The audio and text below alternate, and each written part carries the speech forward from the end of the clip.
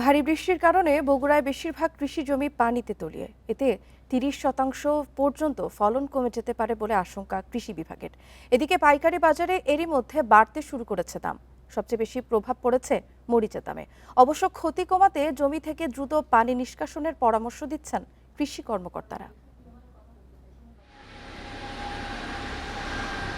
টানা 5 দিনের ভারী বৃষ্টির প্রভাব এখনো রয়ে গেছে বগুড়ায় প্রায় 26,000 বিঘা জমিতে। এর একটি অংশ পুরোপুরি, বাকিটা আংশিক ডুবে আছে। এতে ফলন বিপর্যয়ের মুখে বেগুন, পটল, মরিচ সহ বিভিন্ন ধরনের সবজি ও মশলা জাতীয় ফসল। কৃষি বিভাগের প্রাথমিক হিসাবে প্রতি বিঘায় ফলন 30% পর্যন্ত কমে যেতে পারে। তবে বৃষ্টি কমে যাবার পর দ্রুত ক্ষেত থেকে পানি বের করে দিতে পারলে ক্ষতি অনেকটাই কমানো সম্ভব।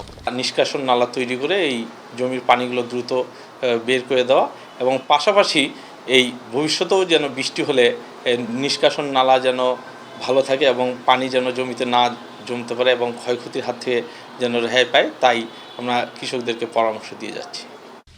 বৃষ্টির কারণে সবজি ও মশলা ভেদে প্রতি মনে দাম বেড়েছে 800 থেকে 3,000 টাকা পর্যন্ত।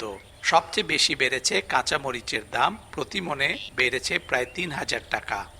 বৃষ্টি হওয়ার কারণে গাছ কুকড়িয়ে গেছে এবং অনেক কীটনাশক প্রয়োগ করেছে, কিন্তু কীটনাশক কাজ করতেছে না। এই বৃষ্টিতে গাছ একবারে নষ্ট হয়ে গেছে, যার জন্য মরিচের দাম বৃদ্ধি পাচ্ছে।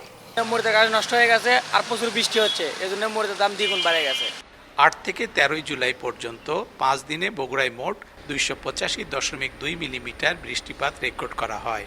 এর মধ্যে 8 জুলাই একদিনেই বৃষ্টি ঝরেছে 92 millimetre. Hasibur Rahman, independent news, Bogura.